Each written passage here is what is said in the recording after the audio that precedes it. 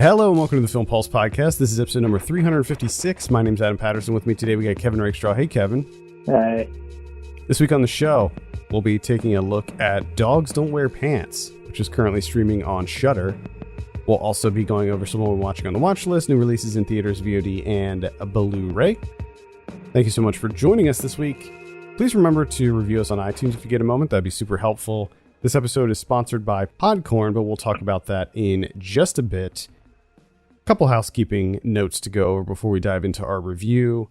First off, I want to welcome Andy B as our new patron. You can become a patron of Film Pulse at patreon.com/filmpulse. We have a new Ryan Watches a Movie coming out this week.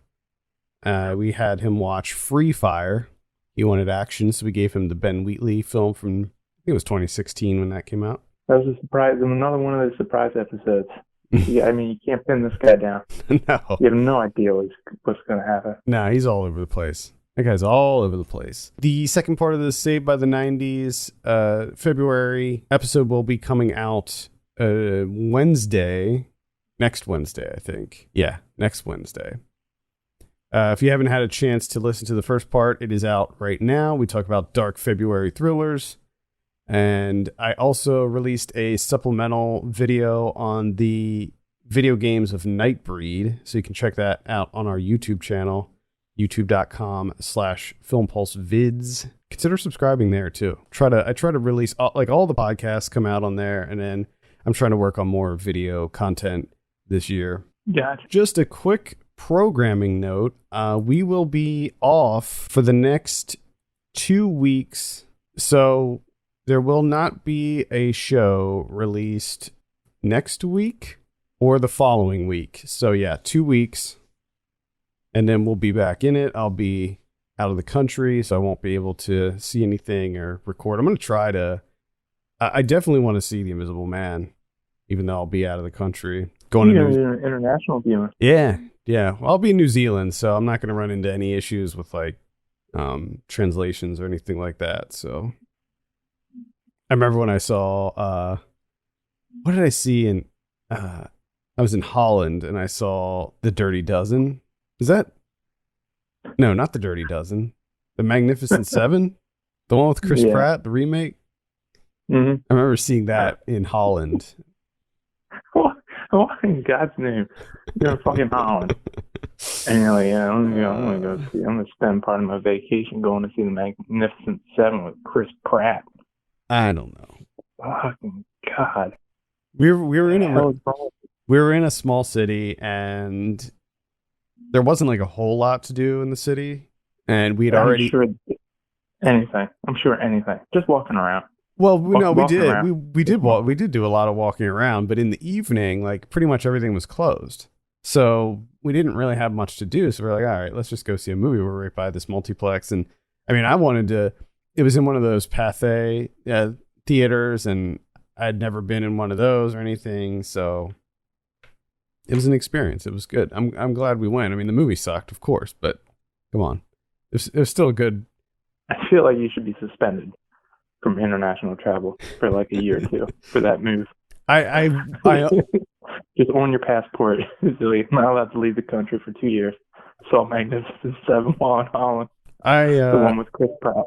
I wanted to go see something in Japan when I was in Japan last year, but I couldn't really find anything that I really wanted to see that I was interested in at all. There was like a Godzilla animated movie that was playing, but there weren't any English subtitles, so I couldn't go see it. Yeah. Anyway, so we will be off. I'll probably shoot out a tweet just to remind everybody that we're going to be taking 2 weeks off from the show. But we'll, if we plan things correctly, we would have like evergreen episodes like ready to go that we could just release, just so we'd have something. But that's not how we roll. No. All right. Let's dive into our review. We're talking about Dogs Don't Wear Pants. This is directed by J.P. Valkeapää. Ua has lost his wife in a drowning accident. Years after, he still feels numb and unable to connect with people. Meeting Mona, a dominatrix, changes everything. All right. This is a Finnish movie.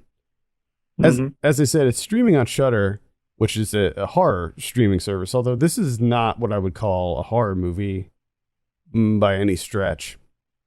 No. So, Kevin, we'll start with you. What did you think of Dogs Don't Wear Pants? In speaking towards the horror, you do get the nail removal. Oh, nail removal. We'll get into that. There are two things that always make me cringe, no matter what, and those two things are in this movie. Yeah, as soon as they showed him, with that little bit of damage on his thumbnail, and he's kind of like pressing on it a little bit, I was just like, well, I know that's getting pulled off later. Yeah, looking forward to that close up. Thank you. It looked so real too. I mean, as far as like nail pulling scenes in movies, this might have been the most realistic looking nail pulling scene. And the grossest part is so I know we're getting like way ahead of ourselves with this. This is all we're going to talk about, actually. But the scene when it happens and he's pulling it off, he's like having a meeting with one of his colleagues like during the whole thing, and like his colleague, I guess, doesn't even notice that it's happening.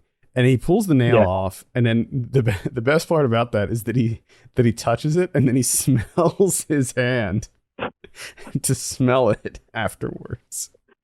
Yeah, I don't understand how his colleague didn't address that. Because not only he takes it off and he puts it on the table and he just starts like pushing it, just like touching it like a button. I guess he didn't see it happen. You would hear it. You would hear it and you would see it. So many things. Okay. You might even smell it. The rest, I just say enough that he checked out his finger. He knew that there was a scent to it. Fucking disgusting. Everything else, I guess we should talk about the rest of the movie. Probably a good idea. But first and foremost, not my cup of tea. Second, I actually saw like a couple of places refer to this as like a dark comedy, which is really confusing to me because I don't know what was supposed to be funny. Like nothing to me was even remotely funny outside of like him at the end dancing like an idiot with his goofy smile. I could see that as being funny, but everything else just did not come off that way. And to me, unfortunately, I just didn't really see that deep of like an examination or anything in terms of trauma or loss or this particular kink that he gets involved with. And even Mona, what's going on with her character. It really nothing for me. Just did nothing. It just happened. And I just had to be there, unfortunately. For me, I think it was a somewhat intriguing examination of how this death, his wife's death, how it affected him and how he was coping with it. But like you said, I don't think it was quite deep enough. Like they didn't fully explore, this, what he does and how he sort of reconnects with his dead wife. And I thought that they were going to explore Mona's character more and like what her story is, because sometimes the perspective does shift to her. And I was like, we're going to see what, like her personal life, like what her deal is and why she does this. And if it's just paying the bills or if she's really into it or what the whole deal is with her, but they don't really get into her character whatsoever. So when there's the other thing that made me cringe is that there's a tooth pulling scene. And when that happens, I didn't understand. Like, I was like, I guess she's into this, but like I don't quite get it. Like I thought that the motivations of the characters were really questionable a lot of times. They established the connection, right? And the connection makes sense, especially with Eva's character, where his wife dies in a drowning accident. He almost drowns trying to save her. So when it comes to the dominatrix thing with Mona, he gets strangled, and it kind of like takes him back to that, and then he kind of gets addicted to it, which is weird though, because it never really seemed like he had this like sexual connection to it. It didn't seem to be like a sexual angle or aspect into his, this wanting to be strangled thing. Well, I was a little confused about that, because one of the first scenes in the movie, it shows him with like his wife's underwear, and that is presented in a sexual context with his wife's underwear like over his face. But then you're right, when he goes to Mona for the first time, it's not presented as a sexual thing. It's like he's trying to, like I said, reconnect with his wife who's passed on, because when he gets strangled and passes out, it like reignites those memories and allows him to see his wife again. And then with Mona, you have, I guess, the connection we're supposed to gather from the little bit that we do get is that most of her, workday is spent doing like rehab therapy for people, with physical ailments and stuff. So she's constantly helping people. And I guess that her fantasy is to actually hurt people. But like you said, when it gets to the teeth pulling thing at the end, I don't really have this, or even a lot of the other stuff that she did, I don't really see this connection as like her really getting off on the idea of hurting people. It seemed more like she just like being in control. But I don't know. It's like, and then that's it.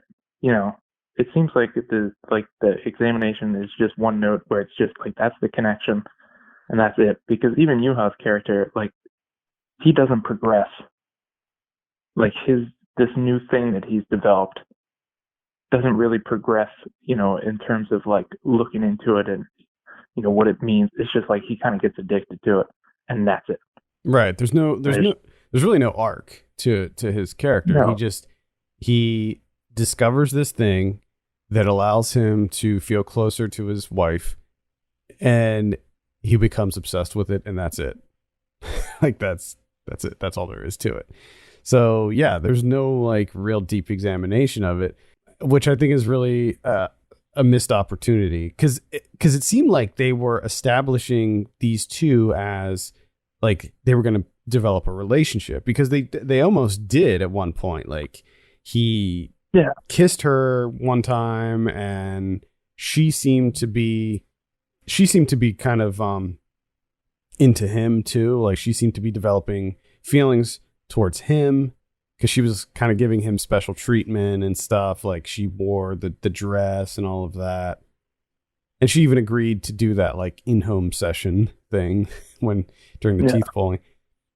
But it just didn't really progress from there. I mean, I think that I'm not going to give away the ending, but I think from the ending we can maybe assume that they continued to develop their relationship. But the fact that it ended where it didn't give us really anything to latch onto. Like I really wasn't feeling these characters at all. Like I thought that the guy was a complete asshole. I think he was like neglecting his daughter because of this, and well, that's even another, this side narrative with his daughter kind of getting left behind when his search for this being strangled.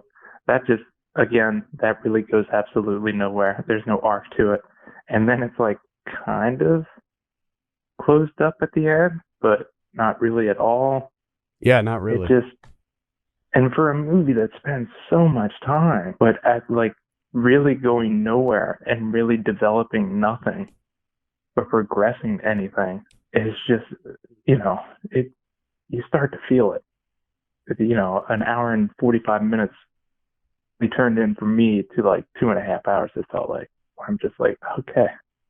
Mm-hmm. Yeah, he wants to get strangled again. Okay, he's stalking her again. Great. Going back to the dark comedy aspect of it, I didn't really find any of it to be funny either. There was one scene that kind of made me chuckle, and that was when he was just sitting on the couch with his like neck brace thing on, and then there was that person vacuuming behind him. I don't know why, but I liked the way that shot looked. That was Pretty much it. I mean, I thought that there were certain aspects of it that were kind of cool. Like I liked how she handled the whole strangulation thing where she would put that glass ball in his hand with the like metal bowl underneath, so if he like passed out he would drop it and she would know to stop. Mm-hmm. I like that the way that they showed that she was becoming closer to him was that the bag that she strangled him with became more translucent as their sessions progressed.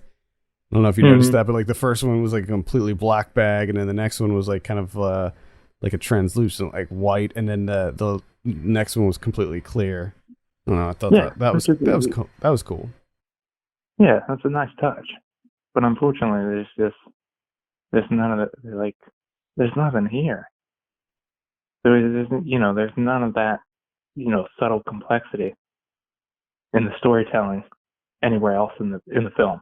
With it, why he's getting addicted to the strangulation, and then just weird divergences, like where he ends up going on the date with his daughter's music teacher for some reason out of nowhere, and he wants to try and get into, he's he's essentially trying to walk her through his newfound kink on a first date, which just seems ill-advised. It does. And of course it doesn't go well for him. And it's just like he was such a nothing of a guy outside of him being a dick in terms of, just ignoring his daughter all the time. Like he didn't really talk. He didn't do anything. Yeah. This guy did nothing. Very blank. And then he just stalks, and you can, you have a pretty good guess that this is written by a man, because most of it is like him just stalking Mona, the dominatrix, and then at some point she's just like, "Oh, okay, yeah, come into my house." Right? Yeah, come into my house. Like, alone. no. Yeah, if they ever do an English remake of this, I think Stephen Merchant should play that guy. He reminded me of Stephen Merchant. I was actually looking forward to this because I heard a lot of great things. Like I think it won a bunch of awards on the festival circuit last year. I think it won some awards at Fantastic Fest.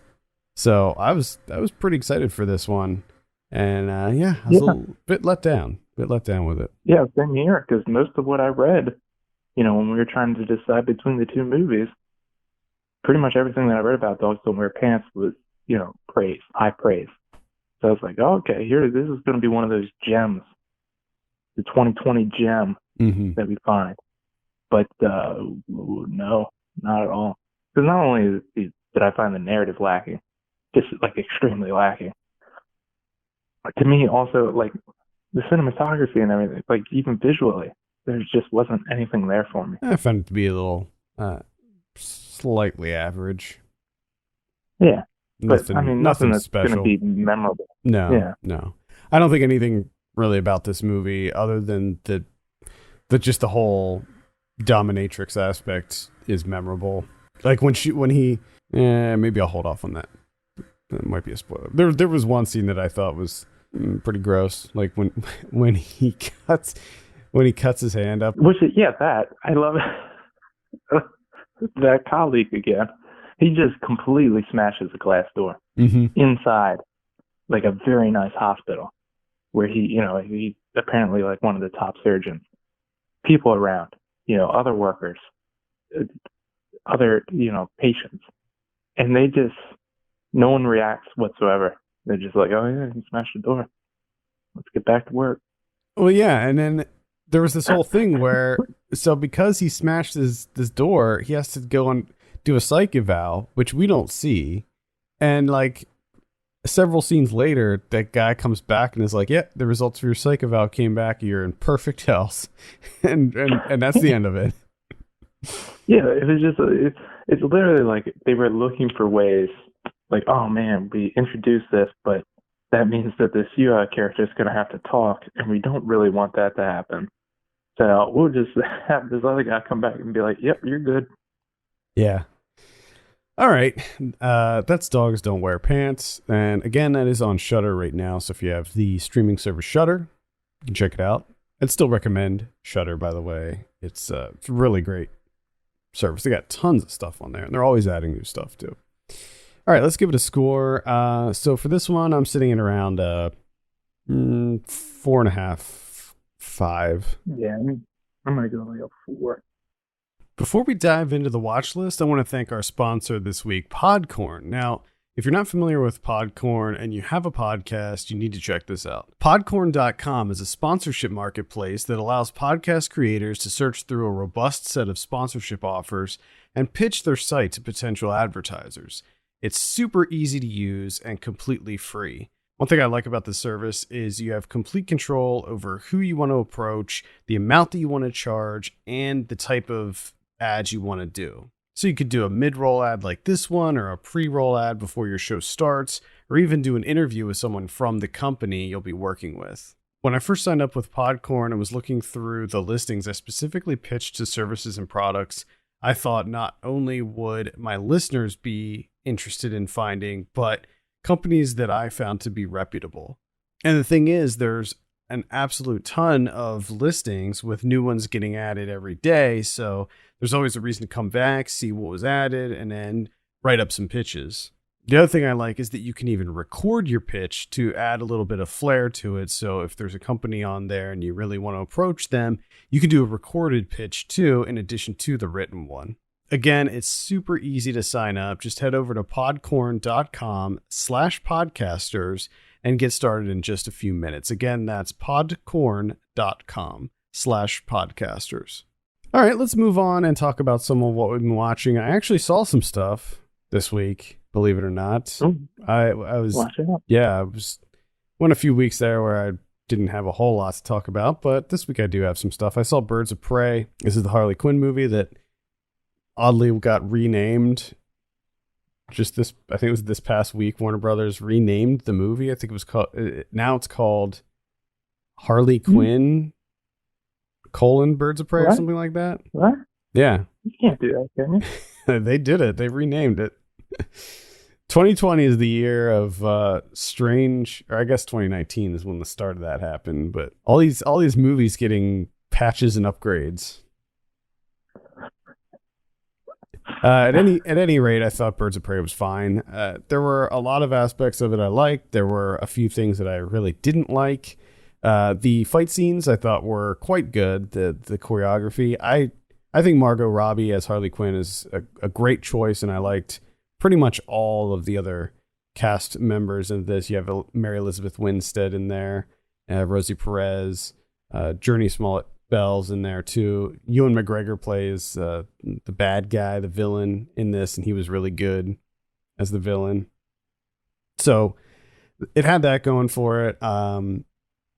Yeah, again, the action scenes were lots of fun. There's a scene where she goes into a police station and just fucks everybody up in this police station. She has this like grenade launcher and she's just shooting people directly with a grenade launcher. And it's pretty great. The things I didn't like about it, most of the editing I thought was not to my taste. Lots of really fast cuts, very frenetic. The structure of the movie feels all over the place. Like the movie will, like, she'll stop the movie because this is like a Deadpool style movie where it's breaking the fourth wall all over the place, and she'll like stop the movie and then rewind and go back to this other thing. So there's a lot of like non-linearity to it where she's jumping back and forth and telling like these side stories and stuff. And I found it to be a little bit too schizophrenic. And I know that it was designed that way specifically to cater towards Harley Quinn and her sort of her mind, her scattered mind. But for me, it was just too much. Like there was just too much adrenaline in it. It was too messy, very, very, very messy, and lots of like really fast cuts and things. And I don't know. I just really wasn't into the editing style of it. But overall, I thought it was fine. It was. I think that it should be doing better than it is. It's not doing very well at the box office, which I think is really unfortunate because I think that this has a lot of fun aspects of it. perhaps one of the things that is bringing it down is the fact that it's rated R, and it totally didn't have to be. They seemed to really want to make their version of Deadpool, and to my recollection, there's not even that much violence in it. The R rating comes from the language, which often feels forced. So it almost seems like when they were in the like early like pre-production phase of this, that it might have been PG-13 at one point, and then they decided let's make it R-rated and add a bunch of F-bombs and stuff. Mm-hmm. So I think that maybe it would have fared a little bit better if it was PG-13, because they didn't really fully commit to it being R-rated either. So I don't know. Overall, I thought it was fine, but I don't think it's like a must see in theaters or anything. I mean, maybe when it comes to Netflix or whatever streaming platform. Yeah, it's still weird about the changing the title. I did not know that. Mm-hmm. I didn't know they did that. I didn't know you could do that. They did it. I saw Harriet. Oh, okay. Kathy Lennon's biopic of Harriet Tubman. Yeah. It's just a bit too elementary for my liking. That's what I heard. I understand the pressure to kind of like dumb down this story in order to cater to like a larger general audience, like to try and bring as many people as possible. But it's like they did it just too much. They just went a bit too far with it, because it really comes off as like a glorified children's story. Like, it's really, really simple. And it actually, a lot of times, it feels like a made-for-TV movie from like the 90s or something. Like, it's not good.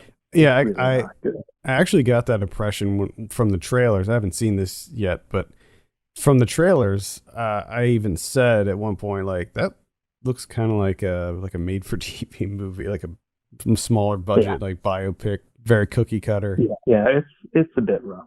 I mean, it's an important story, for sure, but I mean, now me personally, I would love something that's far more complex, far more detailed. Like, this is the type of story in my eyes that in order for it to be legit, this needs to be like a 4-hour-long movie, right? Mm-hmm. But obviously you can't do that for general audiences. I get that, completely understand. But maybe, cut the difference between glorified children's story and 4-hour-long epic, and maybe get something, in the middle. But with all that said, I thought the cinematography was pretty top notch. There's a lot of fantastic scenes in this. One in particular, like when it goes into the part of the story gets to her in the Civil War. Those scenes are fantastic. It's just like the screenplay is, oof, boy. How was Cynthia Erivo's performance? Because I feel like she's been killing it lately. I feel as though people are being very nice because she's playing Harriet Tubman, and I don't know if it's really necessarily her fault, but like one of the reasons that this feels like a made-for-TV movie from the 90s is her performance. Oh, I see. It's a bit rough. She's in that show, The Outsider, on HBO, and she's really good in that. I highly recommend that show, by the way. But the one thing that I did thoroughly enjoy about Harriet is they do lean heavily into the kind of like the mysticism. It's like Harriet Tubman talking to God, which I did like. So it kind of has that like magical realism angle to it, which was nice. All right. That is Harriet. I saw the One Missed Call trilogy. So I saw One Missed Call 1, 2, and 3. There's they're coming out with a box set. Arrow is releasing a box set on this, and I'm working on a review. So I caught up with the One Missed Call movies. They're if you're not familiar, it's a trilogy of Japanese films. Came out in the early to mid 2000s. The first one was directed by Takeshi Miike, and the first one's pretty great. Like, the first one, pretty top notch. Now, I saw the first one before, years and years ago, but I rewatched it and I was like, wow, this really holds up. I mean, it's it's a Ring ripoff. Like, there's no doubt about it. When they were deciding to make this movie, they're like, the Ring is really popular, so let's do our own version involving cell phones. But it works. I think that the backstory, the whole like curse thing and all of that, it works in this context. I think including the technology angle was a smart choice, and I think that like they were pretty astute to see back in the early 2000s, like this whole cell phone thing is really blowing up. Like soon people are going to be, their whole lives are going to be run by these cell phone things.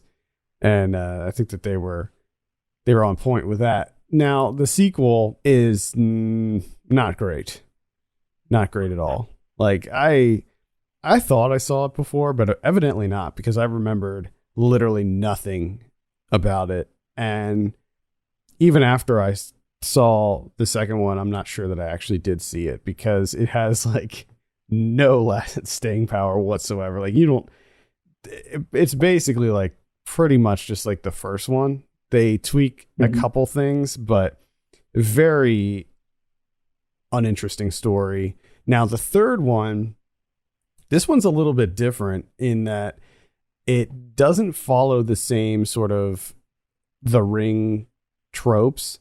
It does to a certain degree, but it leans a little bit more into like a Final Destination type movie, where the people who get the calls are being killed in more interesting ways. They use a lot more CG in this one, which it's bad, but at the same time, it's fun. So I'd say that part 3 is like the most fun. Part 1 is the scariest. Part 2 is nothing. Part 3 is like the most fun and the most entertaining. You also have the most people getting killed in this one. It's like a whole class of kids. So basically the premise of this one is that you have a whole high school class going to South Korea for a field trip, and the curse hits them. And one of the kind of hooks with this one is you get, in addition to the call, you get an email on your phone, and if you forward the email to somebody else, it skips over you.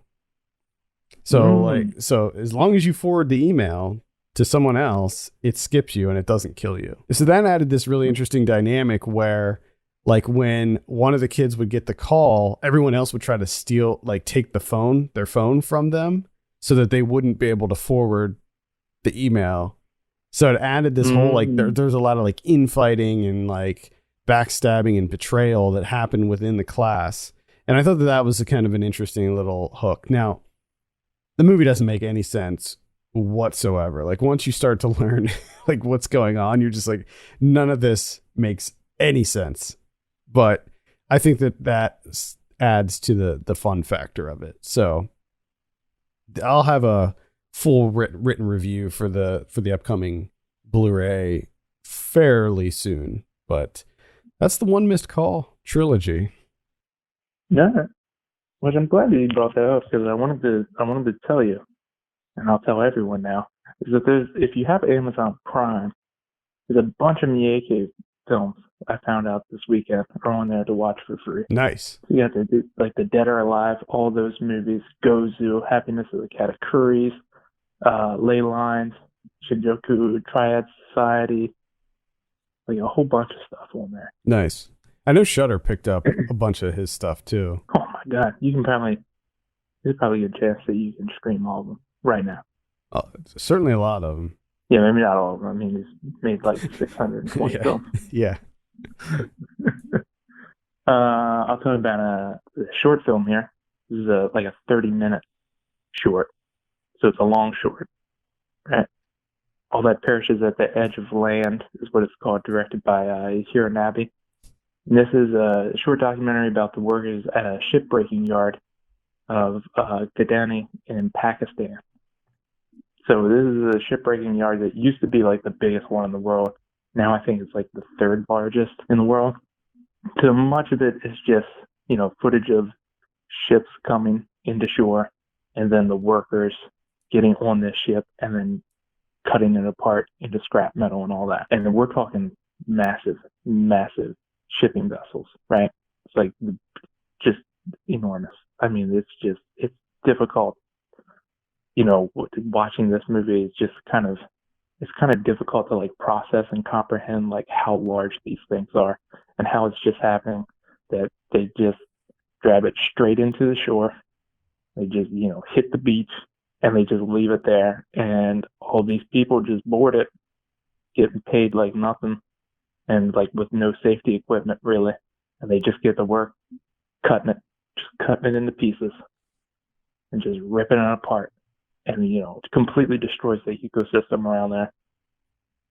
Like the fish can't. They can't be around that. Mm-hmm. You don't want to be around that. They can't take it. It's too much stress.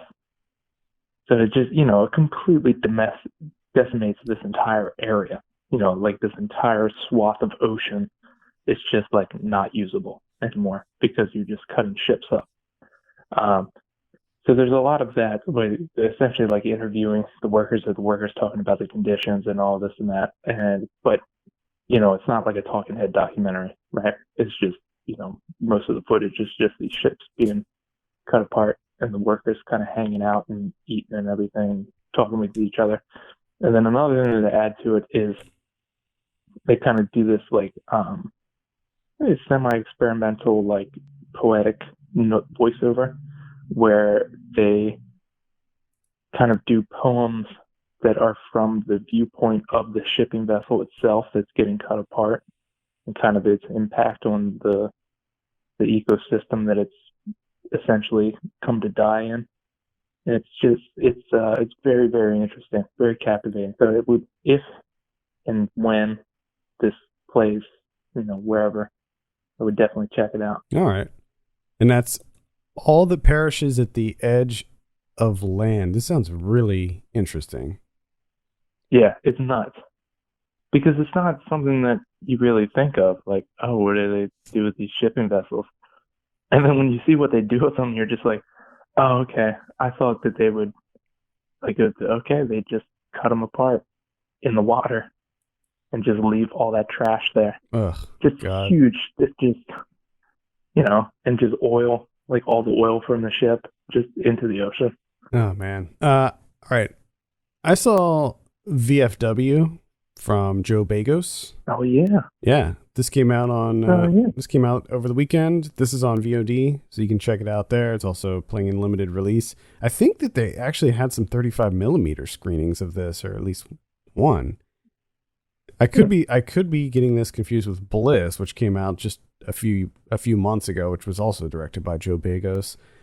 Interestingly, this one also features George Wendt is in there, and Dora Madison is in there as well from Bliss. Anyway, this one is it's about a group of veterans who are hanging out and they're at their VFW, and it takes place in a maybe near future or even like sort of alternate present where the opioid crisis blows up to crazy proportions, and this new synthetic drug called hype enters the streets, and it sort of turns it's so addictive that it sort of turns people into these like mutant zombie type.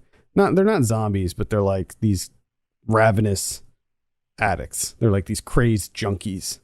And there's this gang, this punk rock gang that deals this hype stuff, and this young woman steals their whole stash of hype because the leader of the gang kills her sister, and she's on the run from this basically army of junkies, and she happens upon this VFW and she hides, and these junkies start laying siege to the VFW, and it's up to this gang of veterans to protect themselves and their VFW from these junkies. And you have Stephen Lang in there as sort of the leader of the group, and then you have William Sadler, Fred Williamson, Martin Kove, David Patrick Kelly, and George Wendt.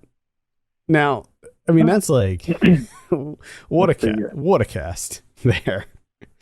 What a great cast. So you have these like, all these like older gentlemen coming back, sort of reprising their roles from the late 70s, 80s exploitation cinema, just kicking so much ass in this. I mean, this movie it's all practical effects and it is over the top gory. I mean, dismemberments, people getting their heads blown off with shotguns. I mean, it is completely over the top and it is so much fun. I had a blast with this. I had a few nitpicks, and I have a written review for this up on the site right now.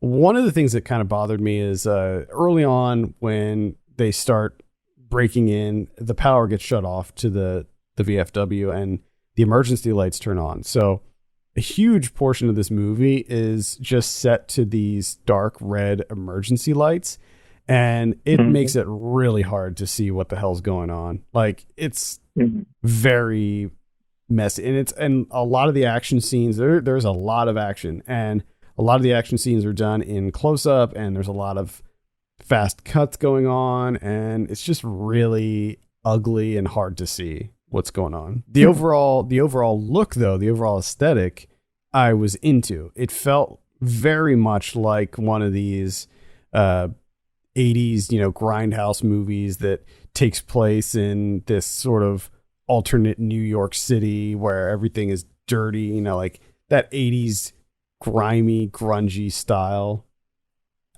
where everything is just disgusting and dirty. And I love that. And I think that Begos sort of nailed that aesthetic in this. It's like his take on Assault on Precinct 13 or something like that. Gotcha. And so overall, I thought it was quite effective. And I mean, we're talking bare bones here. Like he gives you exactly enough backstory on these characters, like just to get you going. Like he pretty much just sticks to the action. And so the narrative itself is very thin. I mean, what I described is pretty much the whole movie. So if you're expecting like this really deep story or like a lot of like contemplation around like how we treat our veterans or something like that, none of that is in this. Like, this is just straight up a bunch of vets fucking up a bunch of other people. Like, that is the story. And I was all for it. Yeah. Just nice and straightforward. Mm-hmm. Okay. All right. I have one other one.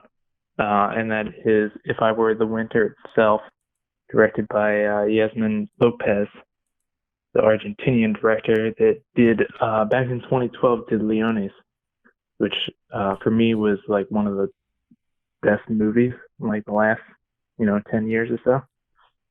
So kind of been waiting patiently for a follow-up because that was her debut. So finally get a follow-up, sophomore film here. And this is, while I didn't think it was as good as Leones, but it's still pretty fantastic. I love just her style of filmmaking, which involves a lot of long takes. But within those long takes, the camera kind of, like, say the characters are in a room. Like, there's one scene in particular where this woman is dancing around with like a sword or rapier, whatever the hell you want to call it. She's just kind of dancing around this room with pop music playing. And the camera's kind of circling the perimeter of the room, right? So when, it goes past one point, there's like a couch there and there's the dog on the couch or whatever.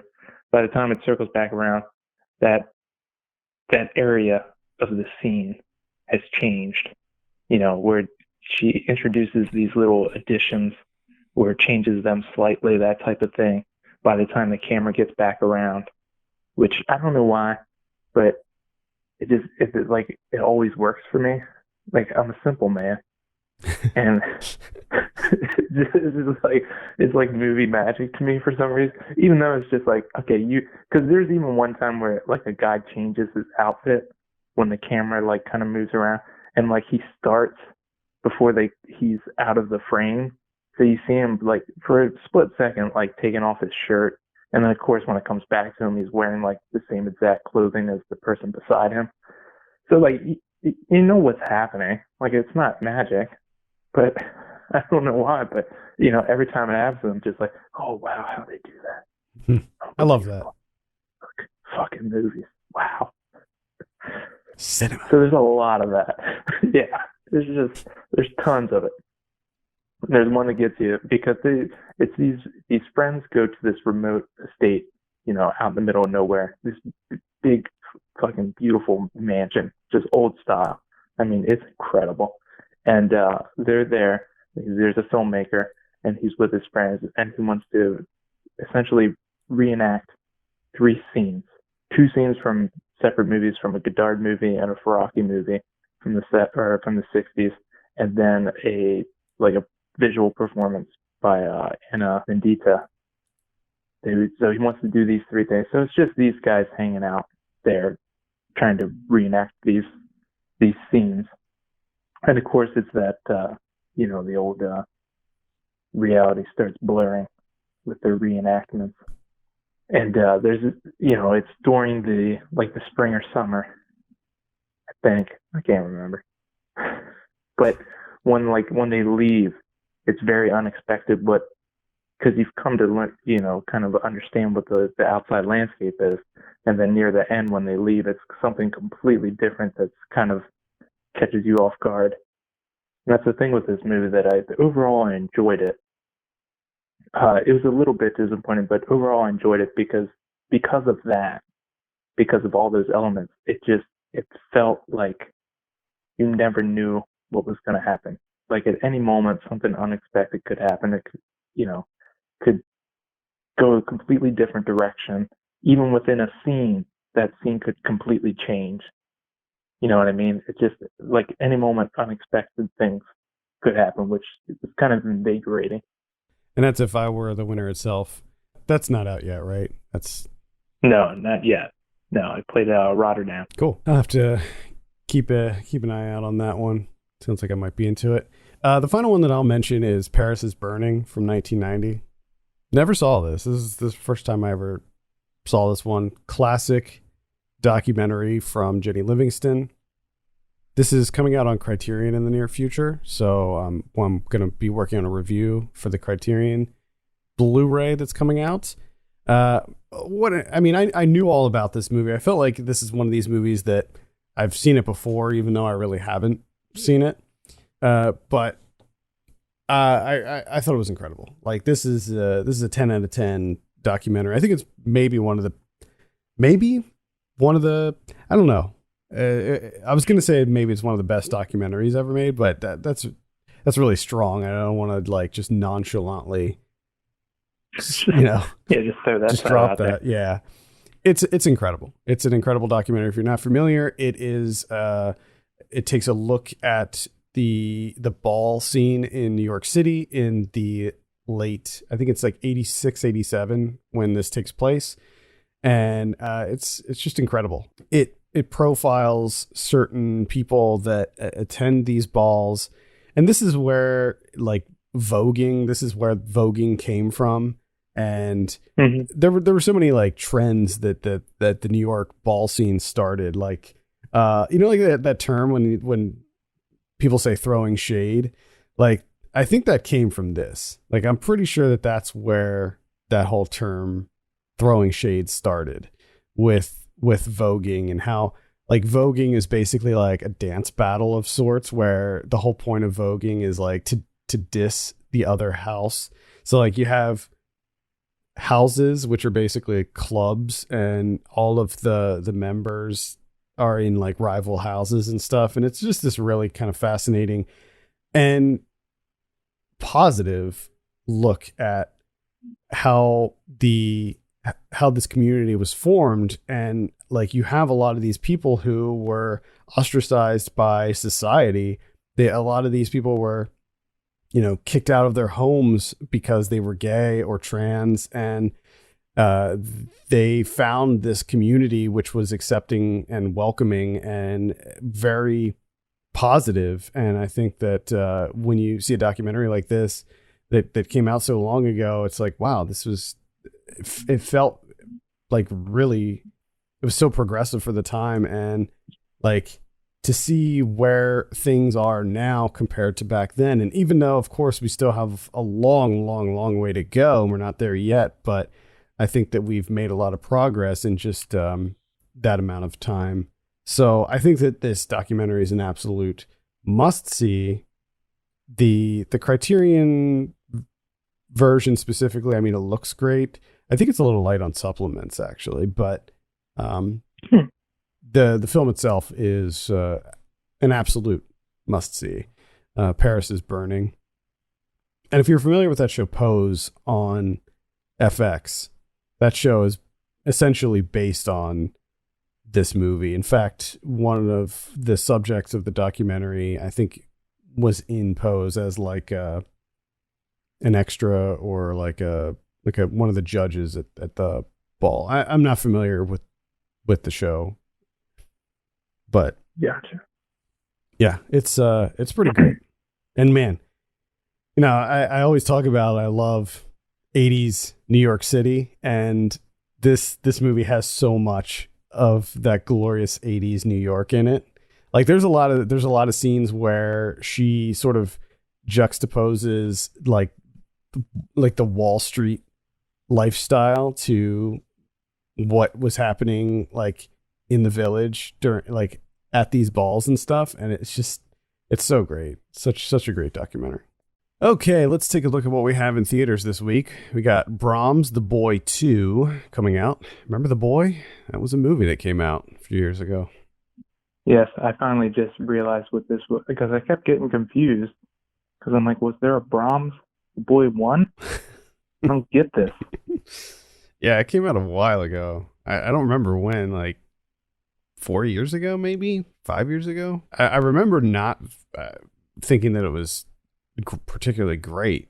So I don't know. This one, not too interested in, actually.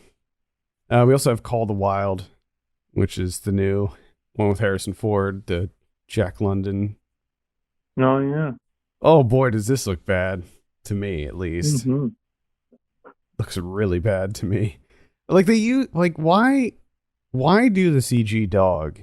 You can do it. Yeah. I mean, the Call the Wild, that movie's been made and they used a real dog. So you couldn't use a real dog. And then, you know, when during the scenes where there's like a lot of action that would require a CG dog to just do the CG, then you make the whole thing animated. I don't know. Who knows, man? It just doesn't look like the animation quality of the dog. I mean, it looks fine, but we're not quite at like 100% yet where you could see that and be like, man, is that real? You know, we haven't really quite hit that yet.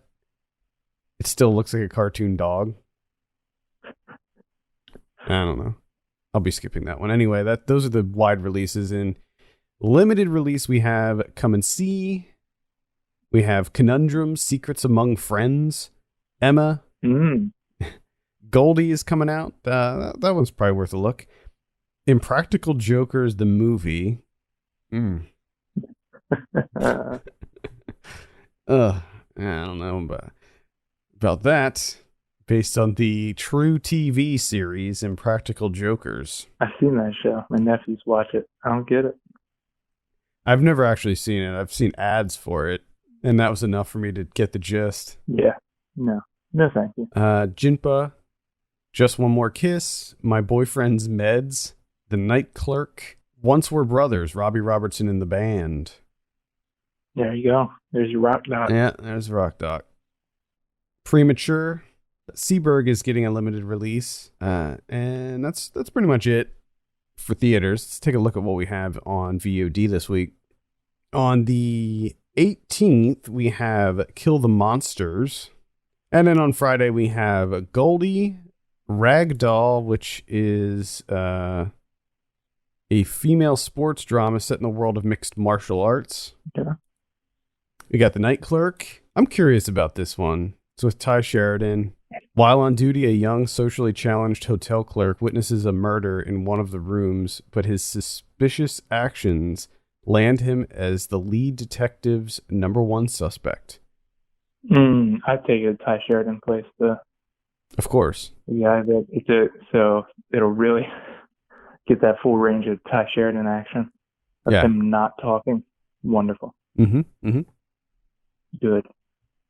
It also stars Ana de Armas and John Leguizamo and Helen Hunt. Yeah, it looks terrible. I mean, I'm not rushing out to see it or anything, but might give it a look. Top End Wedding comes out. Oh boy, Top End Wedding. Maybe contender for poster of the year on this one. It's something else. Premature is coming out as well. Blu-ray this week. We got Jojo Rabbit coming out. Looks like it's some sort of Tex Avery collection. Tex Avery Screwball Classics Volume 1, 1943 to 1951. So if you're into Tex Avery, maybe give that a look. Midway is coming out. That's the Roland Emmerich one that came out last year. A Beautiful Day in the Neighborhood. That's the Mr. Rogers one with Tom Hanks. I was a little disappointed with that. 21 Bridges. That was a quick turnaround for 21 Bridges. I don't know why. That title. I know. Got Deadly Manor from 1990. This is on Arrow. We'll have a review for this one up on the site very shortly. The Point from 1971 is coming out on the MVD Rewind collection. There's a 50th anniversary Ultimate Edition. Jerry from 2002 is coming out on Shout Factory. Mind Games from 1989, also coming out on the MVD Rewind collection. High School High from 1996, starring John Lovitz. Remember that one? Spoof. Oh, yeah. That's a classic right there. Dangerous Minds spoof. Let's see. That's pretty much it. What about Criterion's this week? Well, we got two. So first is a re-release of the documentary of architect Antoni Gaudi. So this is from 1984. This has already been out, but it's getting a new Blu-ray release with some shorts and some documentaries on there and whatnot.